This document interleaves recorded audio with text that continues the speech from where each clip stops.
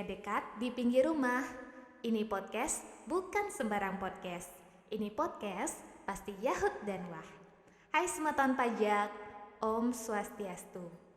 Selamat datang di Upeti, Ungkap Perpajakan Terkini, sebuah channel podcast dari KPP Pratama Badung Utara.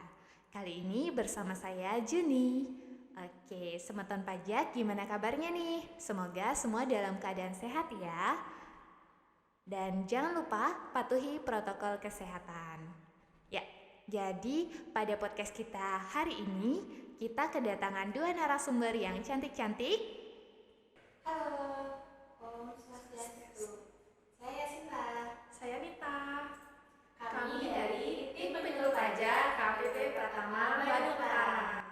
Oke, terima kasih Kak Nita dan Kak Yasinta sudah bergabung pada podcast kita hari ini. Nah, topik kita hari ini adalah PPS. Bukan pepes ya, seperti pantun saya tadi. Oke, jadi PPS ini mungkin teman-teman atau semeton pajak sering lihat nih di jalan-jalan ada baliho, banner, spanduk, sering lihat atau mungkin menarik perhatian ya karena warnanya kuning biru seperti itu. Ayo ikuti PPS. Tapi kita bertanya-tanya apa sih sebenarnya PPS itu? Jadi PPS itu gimana Kak? Nah, iya benar banget Kak Juni. Semoga pajak pasti udah familiar banget ya sama spanduk PPS ini. Jadi PPS ini adalah kepanjangan dari Program Pengungkapan Sukarela. Nah, kalau semeton pajak pernah dengar, dulu pernah ada yang namanya tax amnesty. Nah, tax amnesty ini adalah salah satu program yang pernah dikeluarkan oleh BJP kurang lebih tahun 2016 silam ya Kak Juni. Nah, banyak yang masih menganggap kalau program pengungkapan sukarela ini adalah tax amnesty jilid 2, padahal ini beda banget sebenarnya. Emang sih masih ada kaitannya dengan amnesti pajak atau program pengungkapan sukarela, cuman sebenarnya ini pada dasarnya beda Kak Juni sama TA dulu ya. Jadi PPS ini berbeda sama TA yang kemarin gitu Kak Juni. Oke, oh ya, dulu tuh aku sering banget tuh denger tax amnesty ya, banyak iklannya tuh di TV, di radio. Tapi ternyata beda ya sama PPS ini. Bedanya apa itu Kak? Sebelum ke sana, jadi kita harus tahu dulu nih asal mulanya. Jadi karena pesatnya perubahan dalam kegiatan ekonomi dan DJP harus bisa mengimbanginya. Salah satu sarana untuk mewujudkan itu, pemerintah menerbitkan Undang-Undang Nomor 7 Tahun 2021 tentang harmonisasi peraturan perpajakan atau Undang-Undang HPP. Jadi salah satu program baru di dalamnya ini adalah program pengungkapan sukarela atau PPS ini Kak Juni gitu. Oke, jadi itu latar belakangnya ya Kak ya. Kenapa adanya program PPS ini? Karena ada undang-undang baru nih semeton pajak, namanya Undang-Undang HPP. Oke, tapi sebenarnya saya masih belum paham sih Kak, apa bedanya PPS sama tax amnesty itu. Boleh dijelasin nggak Kak? Oke, kalau tadi Kak Nita kan sudah menjelaskan ya latar belakang terbitnya program PPS ini. Nah, sekarang saya akan menjelaskan bedanya apa sih tax amnesty sama PPS. Kalau di program pengampunan pajak atau tax amnesty yang kemarin, dengan semeton pajak mengikuti program tersebut, maka semua kewajiban pajak dan utang pajak sampai dengan tahun pajak 2015 itu dihapuskan atau diputihkan, gitu kan ini. Sepanjang seluruh harta telah diungkapkan, gitu. Jadi emang prinsipnya amnesti, baik dalam artian di hukum umum ataupun hukum pajak ya, itu sifatnya amnesti itu artinya menghapuskan kewajiban dan hutang gitu. Jadi poin perbedaannya di sini Kak Juni. Kalau amnesti sifatnya menghapuskan kewajiban dan hutang itu, tapi kalau PPS itu beda. Tapi berarti tadi itu kalau amnesti itu menghapuskan utang dan kewajiban, sedangkan PPS enggak gitu ya Kak ya? Tapi kalau misalnya kayak gitu, apa yang ditawarkan dalam program pengungkapan sukarela ini? Ya nggak semeton pajak, itu gimana Kak? Nah, dalam program pengungkapan sukarela nanti yang ditawarkan adalah atas harta yang diungkapkan tidak akan menjadi objek pemeriksaan. Jadi dengan membayar tarif PPh sesuai ketentuan PPS, tidak akan menjadi objek andai dilakukan pemeriksaan. Kewajiban perpajakan yang tentunya ketika ditemukan dalam proses pemeriksaan akan dikenai pajak jauh lebih besar dari tarif PPS ini. Belum lagi ada sanksi administrasinya Kak Juni, begitu. Oh, jadi pilihannya sekarang itu adalah untuk menghindari sanksi yang lebih besar ya. Karena kalau misalnya pemeriksaan pajak, ini semeton pajak mungkin dengarnya pemeriksaan pajak, serem banget ya. Itu sanksinya lebih besar, gitu kan Kak ya, bener ya? Iya benar banget Kak Juni. Jadi nanti bisa dikenakan sanksi pemeriksaan pajak yang jauh lebih tinggi. Maka dari itu, di sini Direktorat Jenderal Pajak menawarkan kepada semutan pajak kesempatan untuk mengungkap secara sukarela harta-hartanya dan diberikan pilihan tarif yang jauh lebih kecil. Tapi kami tekankan sekali lagi ya di sini kalau untuk utang pajak itu tidak akan dihapus karena sekali lagi PPS ini berbeda dengan amnesti pajak yang sebelumnya, gitu Kak Juni. Tapi kesempatan ikut PPS ini tinggal sebentar lagi loh Kak Juni. Oh ya? Jadi batas waktunya tinggal 5 hari lagi. Waduh, singkat banget ya Kak, padahal baru tahu sekarang ini. Oke. Kalau misalnya kayak gitu, ini kan berarti waktunya singkat ya, semeton pajak ya. Tapi sampai 30 itu beberapa hari lagi nih. Tapi karena ini tanggal tua ya, kita Sobat Kismin ini, kita perlu tahu nih, berapa ya tarif dari PPS ini Kak? Oke Kak Juni, jadi untuk tarif PPS sendiri ini beda-beda karena ada dua kebijakan yang ada di dalam PPS ini gitu. Jadi yang mau saya bahas pertama untuk kebijakan yang pertama dulu ya Kak Juni. Jadi untuk kebijakan pertama ini diperuntukkan khusus untuk wajib pajak baik orang pribadi maupun badan yang dulunya ikut TA atau ikut tax amnesty gitu Kak Juni. Jadi kalau dulu nih semangat pajak baik OP maupun badan pernah ikut TA, tapi masih ada aset atau harta yang per 31 Desember 2015 belum diungkap pada saat TA itu. Jadi emang sih ikut TA, cuma ternyata masih ada harta yang disembunyiin gitu lah Kak Juni. Nah, jadi untuk kebijakan pertama ini ada 3 tarif dan tarif-tarif ini kita klasifikasikan berdasarkan harta-hartanya. Nah, jadi untuk yang pertama itu adalah harta yang untuk harta deklarasi luar negeri atau hartanya hanya diungkapkan saja. Jadi untuk harta-harta yang berada di luar negeri tadi itu dikenakan tarif 11%. Nah, kalau untuk yang kedua itu adalah klasifikasi harta yang harta luar negeri nih, tapi bersedia untuk direpatriasi atau dipindahkan ke dalam negeri, dipindahkan ke Indonesia gitu. Atau harta yang memang dari awal udah ada di Indonesia gitu. Jadi untuk tarif yang kedua ini adalah tarif yang dikenakan 8% gitu. Dan untuk yang terakhir, tarif yang paling kecil nih Kak Juni, hanya 6% aja. Tapi ini khusus untuk harta yang diinvestasikan dalam surat berharga negara atau diinvestasikan untuk sektor industri hilirisasi atau proyek energi terbarukan gitu Kak Juni. Oke. Wah, penjelasannya sangat komprehensif sekali ya semeton pajak. Oke, aku review lagi ya. Jadi ini sebenarnya DJP baik banget ya. Ini kan tadi katanya untuk WP yang udah ikut TA, udah ikut pengampunan pajak, tapi ada harta yang belum diungkap, masih dikasih kesempatan lagi nih. Jadi untuk teman-teman atau semeton pajak yang tahun 2016 kemarin ikut amnesti pajak, dicek lagi apa udah semua diungkapkan pada waktu amnesti pajak tadi. Kalau misalnya belum, buruan deh ikut PPS ini, karena ini kan kalau nggak satu sebelumnya ada pas final ya Kak ya, untuk wajib pajak yang ikut TA tapi ternyata ada yang belum dilaporkan pada saat itu. Wah, ini tarifnya lebih kecil nih semeton pajak. Jadi tadi kata Kak Yasinta itu ada 3 tarif nih khusus untuk WP yang udah pernah ikut TA. Jadi per 2015 belum ngungkapin semuanya. Itu ada 3 tarif. Kalau misalnya hartanya di luar negeri, wah punya apartemen di Singapura, waduh kelupaan kebanyakan asetnya ya. Iya, karena pandemi nggak dikunjungin sampai lupa punya harta gitu ya di luar negeri. Itu tarifnya adalah berapa Kak? 11%. Lalu yang kedua, kalau misalnya ternyata harta di luar negerinya itu mau dibawa ke Indonesia nih, atau misalnya untuk harta-harta yang memang sudah ada di Indonesia. Kalau misal punya tabungan tuh di bank Swiss atau di mana gitu mau dipindah gitu ya ke Bank Indonesia, itu bisa tarifnya tadi kan 11, ini bisa jadi 8%. Wah, lebih kecil lagi tuh. Terus ada tarif yang ketiga, kalau misalnya yang harta dalam negeri tadi atau harta luar negeri ya Kak, itu diinvest ke beberapa kriteria tertentu nih untuk support Indonesia.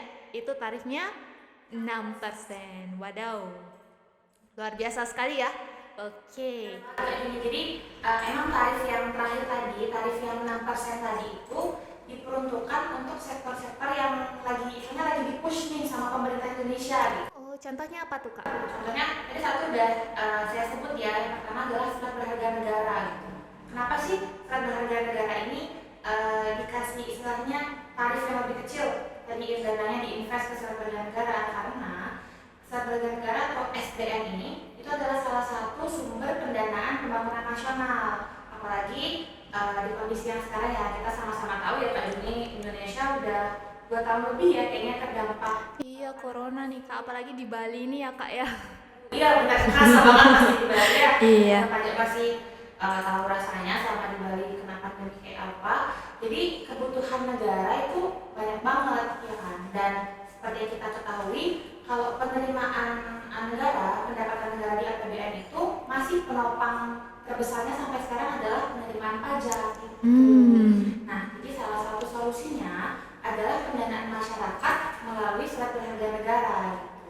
Jadi dibanding beli yang aneh-aneh, masyarakat Indonesia sendiri dengan membeli SBN itu kan gimana ya, secara nggak langsung membantu negara kita sendiri membiayai negara gitu. Nah, kalau untuk yang sektor tertentu tadi, ini diperuntukkan khusus untuk industri hilirisasi gitu. Jadi emang industri-industri ini diarahkan agar Indonesia tidak hanya ekspor komoditi mentah gitu. Jadi contohnya kayak gini Kak Juni. Misalnya selama ini nih kemarin Indonesia nih banyak nih ada eksportir, tapi yang diekspor itu adalah komoditi mentah, misalnya biji nikel. Jadi masih berbentuk raw gitu, masih mentah. Harganya pasti kan jauh lebih murah ya dibanding yang udah diolah menjadi suatu produk gitu Kak Juni. Jadi industri hilirisasi ini dipush supaya nantinya eksportir ini yang diekspor adalah produk-produk nikel yang sudah berbentuk. Jadi contohnya biji nikel tadi diolah dulu jadi baterai untuk mobil listrik gitu.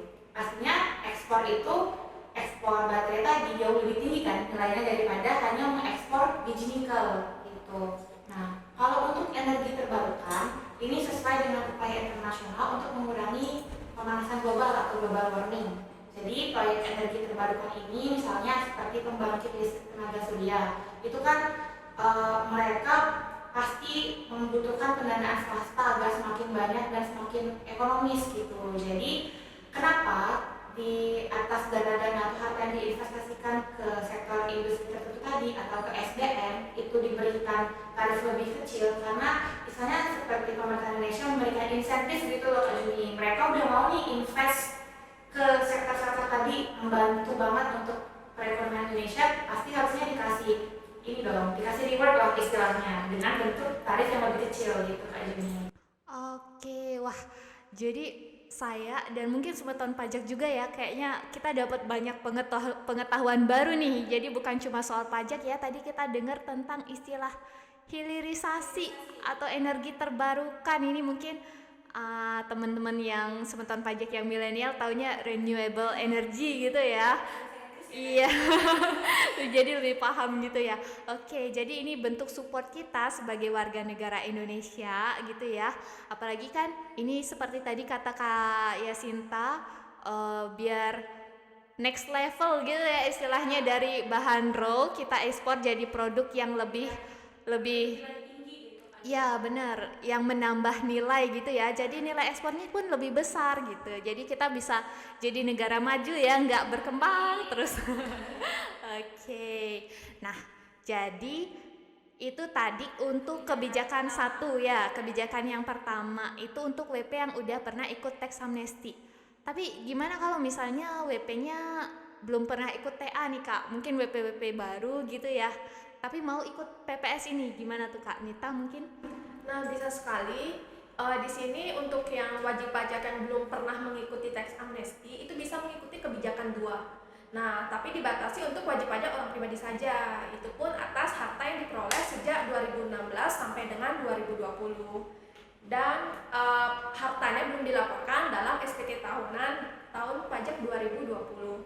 Tarifnya juga berbeda ya Kak Juni. Kalau yang tadi tarifnya 11%, 8%, dan 6%. Sedangkan untuk kebijakan 2 ini tarifnya itu lebih besar, yaitu 18%, 14%, dan 12%. Begitu. Oke Kanita, jadi pilihannya itu tarifnya 18 untuk deklarasi luar negeri ya. Terus ada 14% untuk yang repatriasi atau harta luar negeri itu dipindahkan ke Indonesia.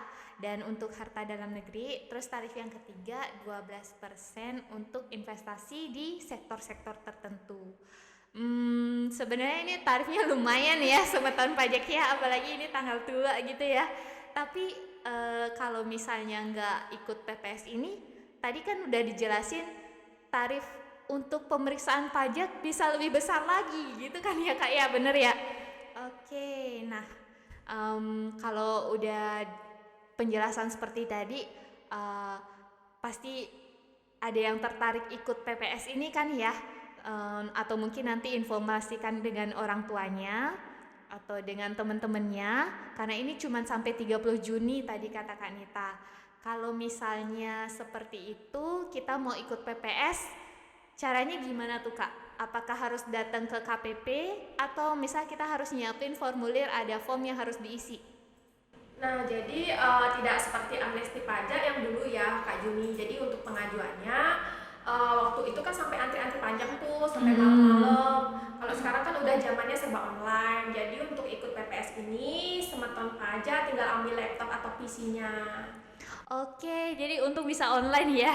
Tadi kepikirannya kan ini udah beberapa hari tapi ada yang mau ngantor gitu ya, atau ada yang mau kerja harus ke kantor pajak, ternyata nggak perlu nih semeton pajak, bisa online katanya. Jadi sambil rebahan juga bisa, ya nggak Kak? Oke, terus tahapannya gimana tuh Kak? Nah, ada 5 langkah untuk ikut PPS ini. Jadi yang pertama itu login, kemudian unduh form, kemudian isi form, kemudian bayar, yang terakhir kirim form, begitu. Dan untuk loginnya itu, semeton pajak bisa buka browser dengan ketik pps.pajak.go.id, lalu login dengan akun DJP online, dan kemudian semeton pajak bisa memasukkan NPWP dan password. Nah, yang kedua, untuk mengunduh formnya itu dengan cara klik buat laporan, maka form akan otomatis terunduh. Semeton pajak tinggal mengisi form, tapi untuk mengisinya harus install Adobe Acrobat Reader DC terlebih dahulu. Gak usah khawatir, link downloadnya sudah tersedia di website. Lalu untuk pengisian formnya itu dengan data semeton pajak sedetail mungkin, sesuai dengan kolom yang sudah disediakan. Jadi langkah selanjutnya tinggal di submit untuk formnya dan memasukkan kode verifikasi yang semeton pajak dapat dari email. Nah, semeton pajak lanjut kembali ke website PPS, kemudian klik buat billing untuk pembayaran PPh sesuai yang sudah diisi pada formnya. Langkah terakhir, semeton pajak bisa membayarkan pajaknya itu ke bank persepsi, ke kantor pos, atau ke mobile banking. Selesai deh, nanti semeton pajak akan mendapatkan surat keterangan sudah ikut PPS. Begitu Kak Juni. Oke, terima kasih Kanita. Oke, itu tadi tahapannya gimana aja supaya bisa ikut PPS ini ya. Mudah kali ya semeton pajak. Tapi kalau misalnya masih bingung-bingung nih semeton pajak, bisa ikutin tutorialnya dengan klik tautan di atas saya. Oh ya Kak Juni, aku mau nambahin dikit. Jadi tadi kan aku sama Kak Nita udah jelasin ya tentang PPS, kemudian kebijakan PPS itu ada apa aja, sama tarif-tarif. Sama juga tadi Kak Nita udah jelasin nih step by step cara membuat laporan PPS. Cuman kalau misalnya semeton pajak yang mau coba sendiri, kan ini berhubung online ya, jadi bisa dicoba sendiri di tempat masing-masing. Tapi kalau semeton pajak mengalami kesulitan atau sebenarnya masih banyak yang mau ditanyakan, masih mau tanya-tanya lebih lanjut, semeton pajak nggak usah khawatir, karena semeton pajak bisa konsultasi langsung, bisa datang langsung ke helpdesk PPS KPP Pratama Bandung Utara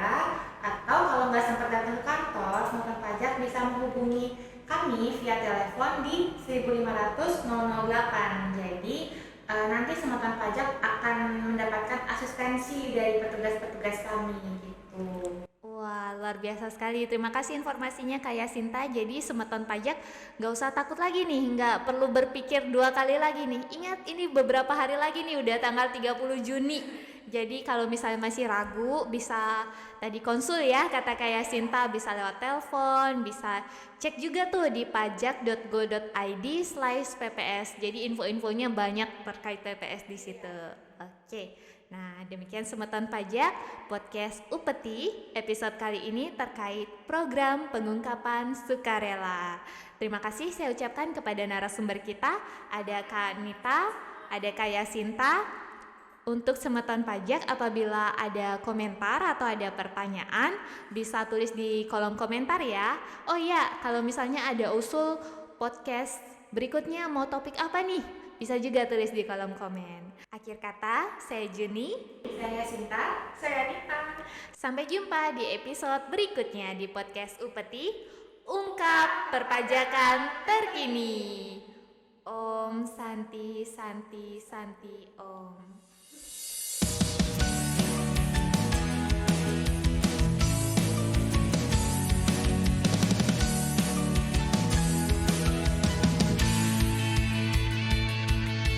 Selamat datang para insan pada program pengungkapan sukarela. Ayo semua manfaatkan untuk ungkapkan dan laporkan harta. Jangan takut, jangan bimbang, manfaatkan sekarang. Bersama-sama kita bisa membangun negeri Indonesia. Jangan tunda lagi, mumpung ada saat ini. Kapan lagi, ayo kapan lagi. Marilah semua demi negeri kita tercinta. Kalau bukan kita, lalu siapa? Program pengungkapan sukarela, gotong royong adil dan setara.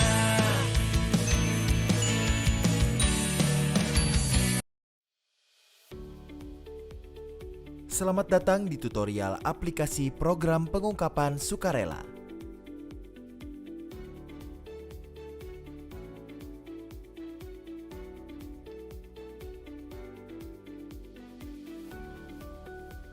Pertama, Anda harus login ke halaman aplikasi pengungkapan sukarela. Kemudian masukkan 15 digit NPWP, kata sandi, dan kode keamanan yang terdapat pada halaman login. Pilih menu buat laporan untuk membuat laporan. Pada menu ini, pilih laporan SPPH, pilih jenis kebijakan yang akan Anda laporkan. Anda dapat memilih media pengiriman token untuk membuka dan mengisi formulir SPPH.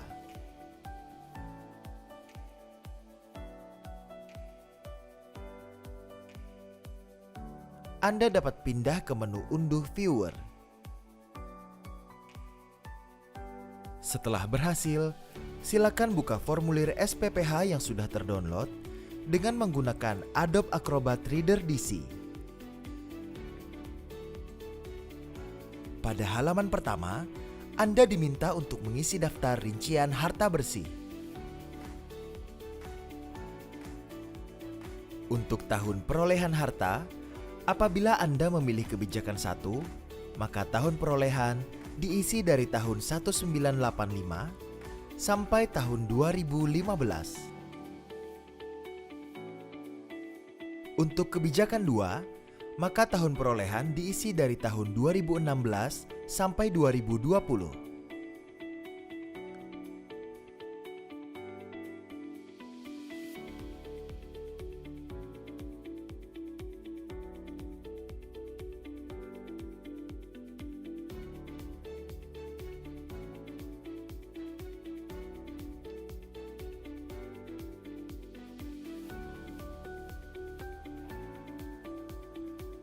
Jumlah dari kolom 21, 22, dan 23 harus sama dengan jumlah kolom 20.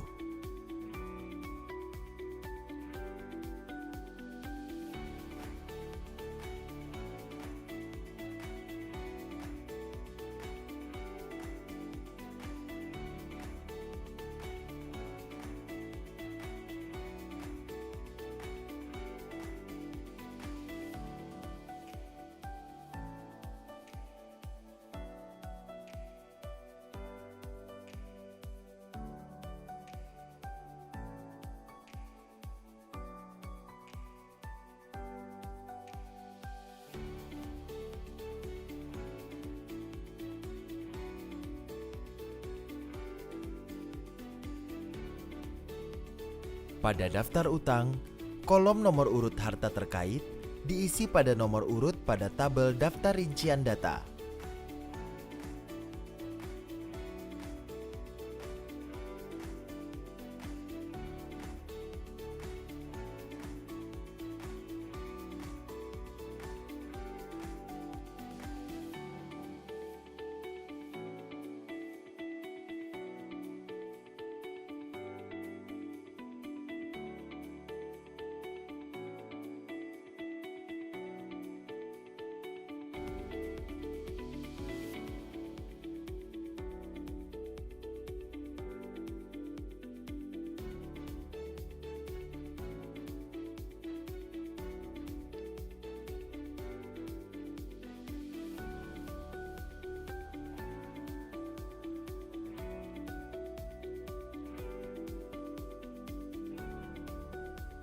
Setelah selesai mengisi semua, Anda dapat mengklik tombol selanjutnya.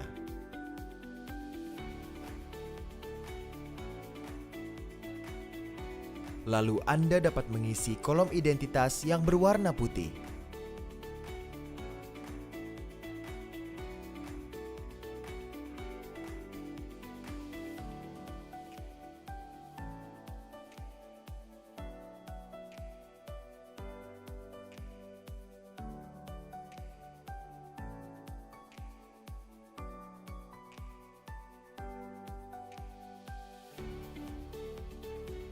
Halaman induk merupakan ringkasan dari daftar rincian harta dan utang yang terdapat pada halaman sebelumnya.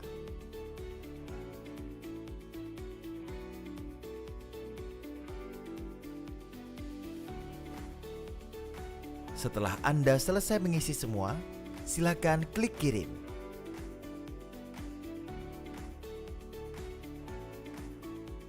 Masukkan kode verifikasi yang Anda terima, baik di email atau nomor telepon.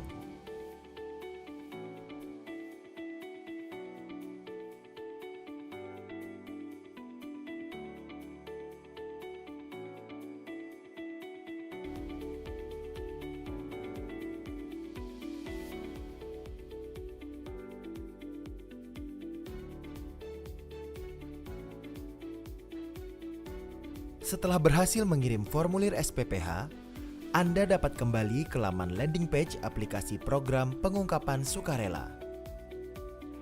Ringkasan SPPH yang Anda kirim dapat dilihat kembali pada menu draft. Terdapat beberapa tombol, yaitu lihat detail SPPH, pembayaran, kirim data SPPH, dan hapus SPPH. Selanjutnya, Anda dapat membuat kode billing apabila masih memiliki kurang bayar pajak. Melalui menu pembayaran, terdapat 3 pilihan, yaitu membuat kode billing di aplikasi PPS, konfirmasi pembayaran atas kode billing yang dibuat di aplikasi PPS, dan konfirmasi pembayaran atas kode billing yang dibuat secara mandiri dari luar aplikasi PPS. Pembuatan kode billing dapat dilakukan dari aplikasi PPS atau secara mandiri melalui aplikasi e-billing. Apabila Anda ingin membuat kode billing dari aplikasi PPS, silakan memilih belum pada aplikasi pembayaran, dan kode billing akan muncul pada informasi data billing. Anda melakukan pembayaran terhadap kode billing tersebut melalui bank persepsi. Setelah selesai melakukan pembayaran melalui bank persepsi, pilih menu pembayaran dan pilih sudah.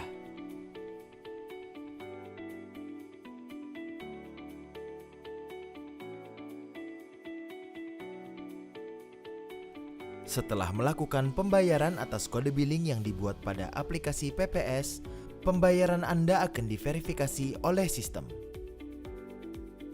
Apabila jumlah pembayaran Anda sudah sesuai dengan jumlah kurang bayar yang terdapat pada aplikasi, maka Anda dapat mengirim SPPH melalui tombol kirim SPPH pada menu draft.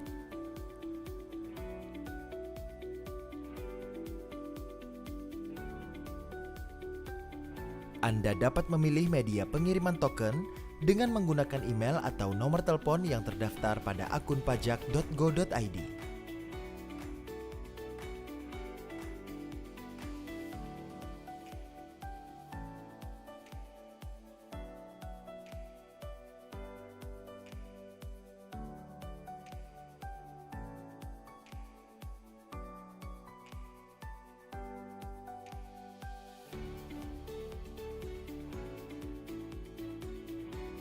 Selanjutnya Anda dapat memasukkan kode verifikasi yang Anda terima, baik melalui email atau nomor telepon.